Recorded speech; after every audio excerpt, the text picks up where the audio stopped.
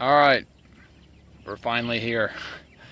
15 minutes late. The phone and the Facebook app were not having a good time with each other and did not want to cooperate with each other, so there was restarting the phone and that kind of stuff going on, but we'll just wait for a couple people to jump on here before we start going through some stuff. If you're watching this later and you have a question that is not asked or covered over the next 10 or 15 minutes that I'm out here, feel free to jump on and comment with it later. I'll answer the ones I can, and I'm sure there's a lot of people who use these who could answer those questions for you as well. But what we wanted to show you guys here this evening was a line of these Salatin style pens, and we'll walk down them here in a minute and show you a couple things that we've done that have helped us. So just discuss some of the details of them, the logistics, issues with efficiency. Probably two of the biggest questions people have is moving them and catching from them. We'll probably do a separate video later this week. We're actually butchering 700 birds at the end of this week, and we'll do a video on how we catch them, and maybe that will help you out. I got some of these flies that are annoying me here. So let's do an audio check here. If you are hearing me loud and clear and the picture looks good, give me some thumbs up, give me some loves, give me some laughs, whatever works for you. But let me know that it's going well, and we'll turn this around here and go down this line of pens.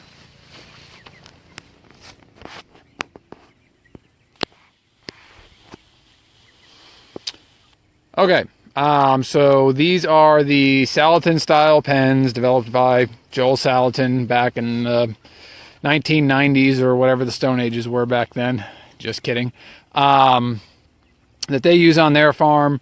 As a lot of you guys know, I apprenticed there in 2001 and 2, so it's kind of my default style of raising birds. I do know there are a lot of different style pens that are out there now. There's the John Skoskovich style, there's the metal hoop style, there's the real big ones that you've seen probably demoed on Cobb Creek, and everything in between. So the important parts of putting broilers on pasture, whether it be these Cornish crossbirds or the Freedom Ranger type, is you have to ensure their food, their shelter, and their water, and then protection from predators. So it really doesn't matter to me as much how you do that or what your specific mode of shelter is, as much as are you hitting those main wickets. Are the birds sheltered? Are they have access to water? Do they have access to feed? And are they being moved in a daily rate, or twice a day, or once a week, whatever your system happens to be? I will say that a 100% confinement pen like these are the most effective way to control the amount of manure that's put down on your pastures and where it's put down, because you are precisely placing the birds every day in a new place. And that's one of the drawbacks to a free range system and putting them in nets, is you get these concentrations of manure in different places where the birds want to hang out, and you don't have as much control over where you're placing them. So in my opinion, having a system that is entirely containing the birds gives you a lot more control over what you're doing on the pasture, so that you can avoid things like over manuring an area, which you can do really fast with broiler chickens, because they poop a lot and they can put a lot of it down. So we'll look at one of these pens, and I'll kind of go as if you've never seen one in your life and show you all the details of them here. Flip this camera back around. All right, so a lot of these pens that we have are 3 to 5 years old. We haven't built any here in the last couple of years. And so a couple of characteristics here. We are putting the bucket on the top, and it's just off here to the side, and that is what's holding the water. There's a water line coming down to, you can see it in here, this is a shallow Placin drinker. Get over here from the side. So you'll see two types of these drinkers that are out there. There's the shallow one, and then there's the tall one. You want to make sure that you are using the shallow ones because the tall ones will not fit inside of these pens. So if you live in a poultry producing area, you occasionally will see these pop up on Craigslist or something. Make sure they're the short ones and not the tall ones, because the tall ones will leave you hanging. I'll flip this back around here. Okay, key characteristics of building these pens is you have to think light. So the biggest piece of lumber on these pens is going to be an 1.5 by 1.5 board along here on the bottom. We've actually walked back here to this pen. We've started replacing those actually with 5/4 decking boards. That has worked a lot better for the stress on those things as you're pulling them across the pasture. It's also helped a lot with keeping the netting secure to the bottom. So we have started switching them out as they break for these 5/4 by 6 pressure treated boards. The pen is made out of entirely pressure treated lumber. I know that would be an issue for those of you who are chasing organic certification, but on our farm we are not certified organic, and we're not trying to become certified organic, so not as worried about it. The other absolute thing, if you're going to build these types of pens, these are 12 feet long and 10 feet wide, is you must use aluminum roofing material for your shelter part, unless you're going to use some kind of plastic. But if you try to use steel on the upper parts of these pens, they will be so heavy that you will tire of moving them within the first week and throw in the towel and never want to do it again. So use aluminum roofing material. Now, there's flexibility in how you configure these things depending on the part of the country you're in. If you are in a southern climate where heat is more of your issue, you will want a lot more roofing material on the top to provide shade, but you may not need as much on the sides. So you can see on these ones, 3/4 of the side we have open with just one little piece there on the back, because our primary concern here is shelter from the sun. If you are in a more northern area, you may have to put more metal across the side to give them that sheltered area. So it's figuring out what works for you. We'll walk around the side here. Some people like to secure their lids down to make that easier. We don't do that. That way we can pull the lids off when we catch. Okay, this might be worth the price of admission here tonight, is the type of feeder that we use. So you can see it right here. Unless you have been fortunate enough to inherit the coveted 6-inch wide by 5-foot long rolled steel, galvanized steel poultry feeders, you are going to pay an absolute killing amount of money to buy those. So what we've done here is, this is 8-inch PVC that we cut in half. So you buy a 10-foot stick of it, cut it in half. So you're getting four of these little troughs per stick. Ends up coming out to about $10 for the PVC per trough here. And this is about $2 worth of scrap lumber that we made this feeder with. And these things work fantastically well. They hold feed well, they stay clean, the birds like them, and that has saved us a pile of money. So we'll look at these birds while we're under here. These are 4-week-old Cornish cross, and they have been on pasture for about 10 days now. So they started in the brooder. If you've seen the brooder videos, they are coming out of the brooder at 3 weeks old onto the field, and they'll be out here till they're 8 weeks old, and that's when they're going to get butchered. stocking. So there are 75 birds in this pen right now. Kind of the 70 to 80 range is where I like to sit. More than that, you start seeing issues with crowding. Less than that, you just run into, you have more pens to pull, and it starts becoming not as efficient on your time. So these are a pretty good set of birds. We put 750 birds in the brooder, and we put 750 birds on the pasture. So the small amount of mortality we had must have been the extras that they threw in the boxes, and we had a really good run on that set in the brooder. All right, I'll show you guys some other things. So like I said before, we'll show you in a video later on this week the catch boards that we use. A lot of times folks struggle with catching birds out of these pens, and there's a real simple solution to that. Once you see it, it'll be super easy for you to replicate, and it'll help you a lot. The other thing here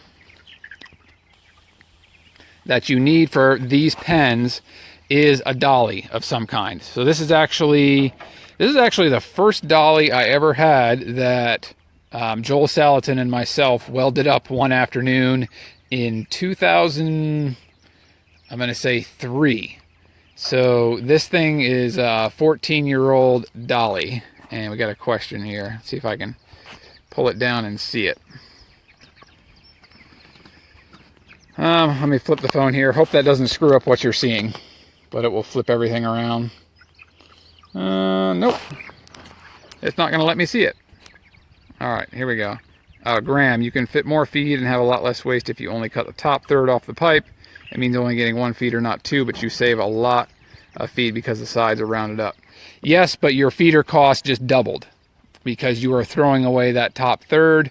I would rather just put a little bit less feed in this and come out twice a day if necessary and save the money. But hey, I mean, it's to each his own. No worries there if that's what works for you. Okay, so on the dolly here, I don't have a cameraman out here to demo this, so maybe we'll do that some other time. But this device is what slips underneath the back of the pen, holding the bottom up 2 or 3 inches, and allows you to pull the pen forward and scoot it across the pasture. Pretty easy. I mean, my wife Laura, who you've seen in some of the videos, is not a big person, and she can move these pens as well. Cover a couple of the other things. Watering. So there's a couple ways you can do that. You can have a tank out there that you then dip buckets in and go around and fill them. Or what we use is we just bring a hose directly down from our water system. That it's down there right now, and then we also have a little air hose here that we can plug into it and just run them across the pens, fill them up as we're going. In fact, my 8-year-old absolutely loves watering the pens. He's up at like 6:30 every morning to come up here and water them. Moving, we move once a day until the birds are 6 weeks old, and then they are moved twice a day from then. So for right now, we are moving these guys in the evenings. So they just got moved a couple hours ago and are enjoying the evening air here. All right, so we'll cover feed. There are a lot of ways you can store your feed depending on the amount of birds you have out here. Like I said, this is 750 birds that are out here on this line. So they go through a decent amount of feed. But, if you're doing 1 or 2 pens, you can have just the 50-pound, sacks that you're using. If you want to step it up a little bit and you're getting a bulk delivery, you can go to the IBC totes or, barrels or bins or whatever works for you. We're at the point now where we have jumped up to gravity wagons. So this is just your standard kind of gravity wagon that you can buy a bunch of different places. And what we did was designed a little roof thing on top so it'll shed water, and that's just a cargo truck tarp there, and that keeps the water off really well.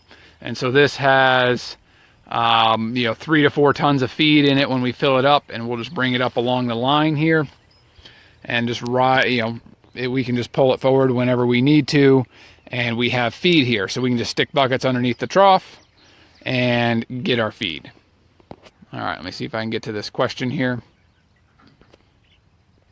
I'll know next time not to do this in landscape mode because I can barely get to the questions here at the top of the screen. Let me see if this will work. Nope, that doesn't do it.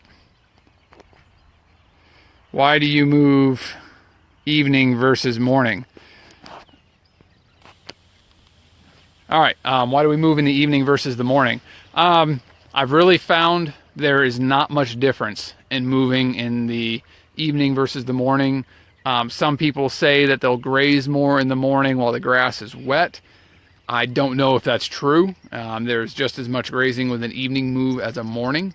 We do check them in the morning for sure, but for us it became a logistical decision that we had more time in the evening to do this than in the morning. In the morning, our high priority is checking on our dozen sets of pigs that are out, making sure everything's good with fence there, and that's a much higher priority than moving the pens, but it's whatever works for you. Now, obviously, when we jump to a twice-a-day move, we're out here moving morning and evening. So we have this line of birds, and then there is another line of 10 pens that's at another location right now. So, during our production season, we're running 20 pens out here at least, so it's a lot of moving that's going on. All right, back to our grain wagon here. All right, so this makes it easier that we can just put those buckets right underneath the trough, open that up, and the feed will slide right in, and then we can carry them down to the pens. So there's a lot of different ways you can do this too. Again, it's figuring out what works for you, what is efficient, and what is going to maximize or minimize the amount of time that you're spending out here on this line. So with these 10 pens, with one person, I can do all of this myself in 35 to 45 minutes, depending on, if there's any holes in the pasture that we got to block up. Because you understand, this pasture here is one of our hog pastures. This has had more pigs on it in the last 3 years than anything else. For this year, it's been grazed once with pigs.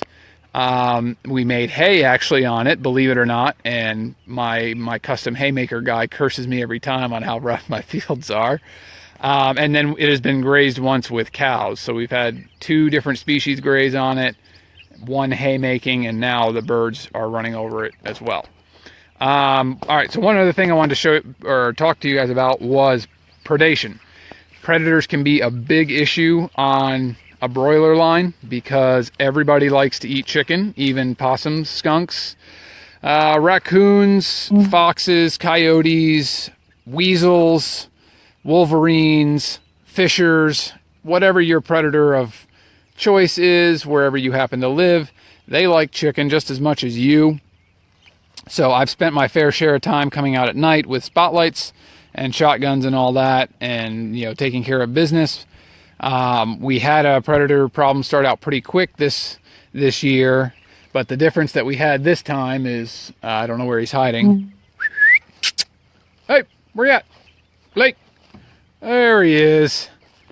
All right, so this is a guardian dog that was given to us when he was about a year old, and he likes to wander away and visit the neighbors. So we had a problem with keeping him where we wanted to, because he loves to run down the road and visit the neighbors and actually kill their chickens. He likes chickens too. But what we figured out was we actually made a run for him. Let me get this out of here. So we've got a T-post here. Down. No. No. And we've got a T-post up here. There's a cable running along the ground between them. No. He's starved for attention. All right, you can see it right here. All right, and he's on a little runner that can run up and down this cable. And that has allowed him to patrol around the back of these pens. And we have not had a predator problem since. So we just move him along with the pens as necessary. He's got his little doghouse here where he can camp out. And, just his presence out here at night has helped keep the predator problem non-existent since he came out here. So Definitely like the idea and concept of guardian dogs, just ours doesn't like to stay here, so we had to tether him here. All right, I gotta head out, guys. I gotta jump on a phone call here pretty soon, but I hope this gave you a little bit of a visual of a bigger line of pens. And we'll check out these birdies down here. So again, these are 4-week-old Cornish cross birds. We get these from Ridgeway Hatchery.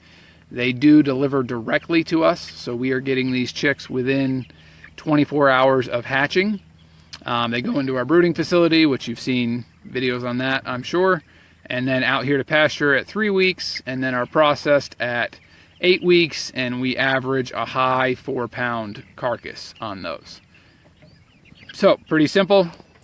It's our broiler season, pushing, and we'll be done here in October, and that's usually a big day of celebration for us because we're all tired of pens by then. And I'm sure if you do broilers, you know what that's like. So hope you guys have a great evening. Again, throw any questions you have on here. Doing the video in this landscape model, it's hard to see questions, so I'll come back through and see if there's any and try to answer them. And until next time, we will catch you guys later. Take care.